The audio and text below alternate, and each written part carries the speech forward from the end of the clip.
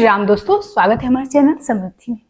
कैसे हैं दोस्तों आप सब? आप जानते हैं कि खरमास मास के बीच अब आने वाली है नवरात्र, जो कि भारतवर्ष में इस चैत्र नवरात्र हो या फिर से शारदीय नवरात्र हो, दोनों नवरात्रों का भारतवर्ष में विशेष महत्व होता है। दूर दूर से लोग अपने घर इस नवरात्रि की पूजा करने आते हैं।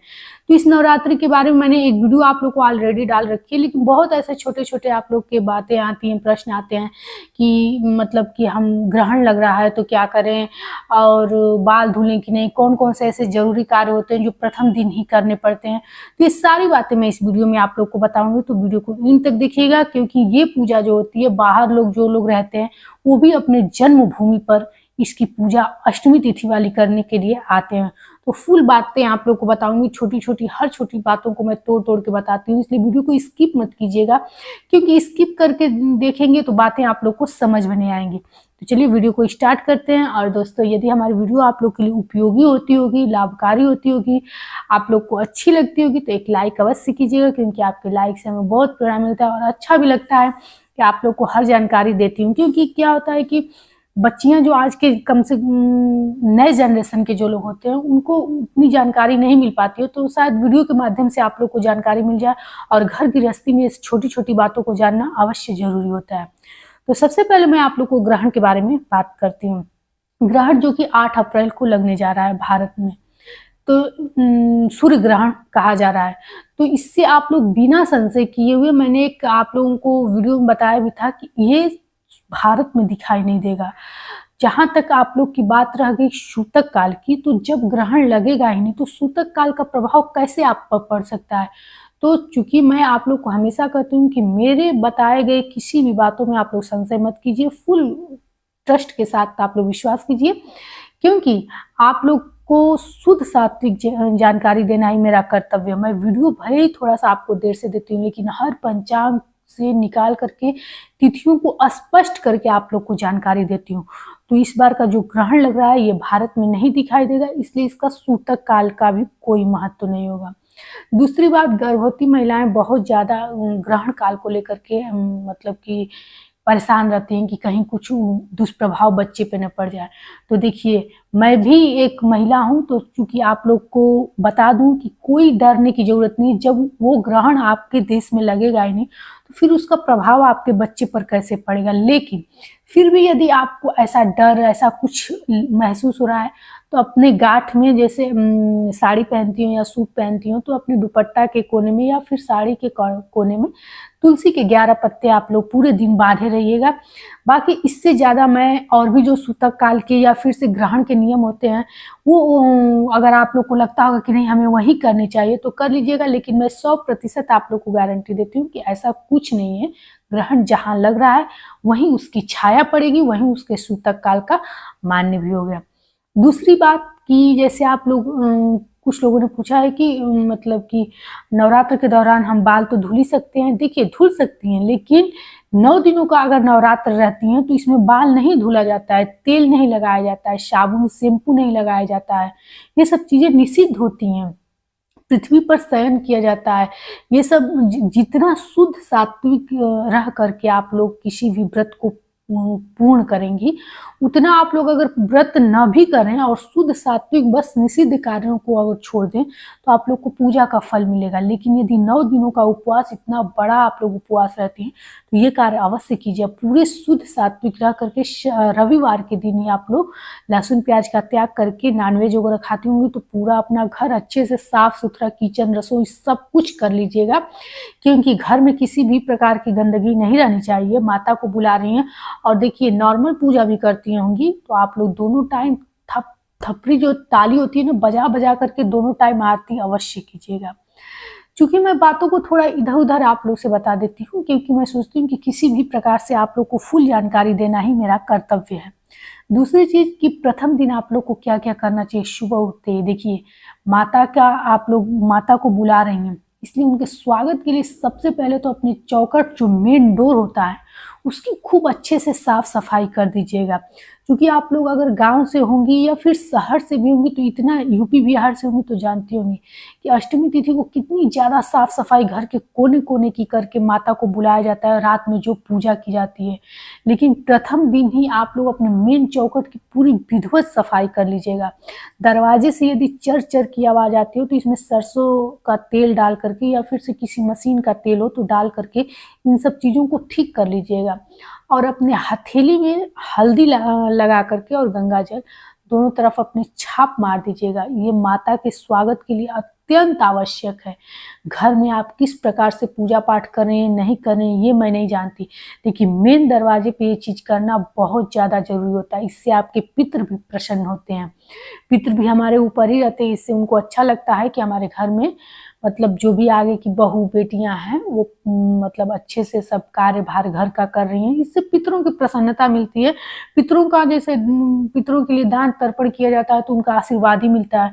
तो घर में जितना ज्यादा अच्छा से सब कुछ कार्य होता है, चौखट पे पितरों का वास होता है, इसीलिए उनकी कृपा भी बरसती है। 5 या 7 पत्तों का, अशोक के पत्तों का या फिर से आम के पत्तों का तोरण अवश्य टांगिएगा। मैंने बहुत सारे लोगों को देखा है कि वो लोग अपना कृत्रिम तोरण टांग देते हैं। तो देखिए, कृत्रिम तोरण आप लोग घर के अन्य दरवाजे पे टांगिएगा तो अच्छा होगा, लेकिन जहाँ तक हमारे शास्त्र कहते हैं इन्हीं को रक्षा सूत्र में पिरो करके 7 या 5 आप लोग अपने मुख्य दरवाजे पर टांग दीजिएगा। क्योंकि यदि संभव हो तो रोज अपने मेन दरवाजे पर रंगोली बनाइएगा पूरे 9 दिन। देखिए ये सब बहुत अच्छे कार्य हैं और इस सब का प्रभाव आप लोग को धीरे धीरे मिलता है। इससे आपका पूरा साल अच्छा रहेगा, माता का कृपा रहेगा, माता का वास रहेगा, आपके घर में आशीर्वाद रहेगा। तो ये कार्य अवश्य कीजिएगा। रंगोली बना सकते हैं तो प्रत्येक दिन नवरात्र में अवश्य बनाइएगा। दूसरी बात, जहाँ आप पूजा या कलश स्थापना कर रहे हैं या फिर आपका मंदिर है उसको एक दिन पहले खूब अच्छे से साफ कर लीजिएगा। यहाँ मैं एक चीज़ आप लोग को बताना चाहूँगी कि एक दिन पहले सोमवती अमावस्या है, तो यदि आप लोग रविवार के दिन बाल किसी भी कारणवश नहीं धुल पाती हैं तो मंगलवार को धुल लीजिएगा, लेकिन भूल करके भी सोमवती अमावस्या को मत धुलिएगा, यानी सोमवार के दिन मत धुलिएगा। कुछ लोगों ने हमसे ये बात पूछा है कि यदि वो पीरियड में है, 9 दिनों का व्रत करती थी, कलश रखती थी और अकेली हैं तो इस बार के नवरात्र में वो क्या करेंगी।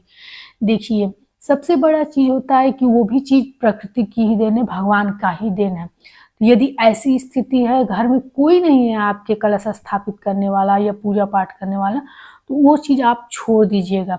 क्योंकि देखिए, किसी भी कार्य को गलत तरीके से करना ये एक प्रकार का पाप होता है, चाहे आपके मन में श्रद्धा कितनी भी होती हो। और यदि पति है या बच्चा है, कोई ये कार्य कर सकता है तब तो ठीक है, अगर कोई नहीं है तो आप लोग छोड़ दीजिएगा और माता के आगे जाकर प्रणाम करके विनती, जो भी अपनी बातें हो, परेशानी हो, आप लोग कह दीजिएगा। लेकिन इसका डर मत रखिएगा। अंतिम दिन जाकर किसी मंदिर में आप लोग विधिवत नारियल फोड़ के दर्शन भी कीजिएगा और अपने घर भी विधिवत पूजा पाठ कर लीजिएगा, कुछ नहीं होता है।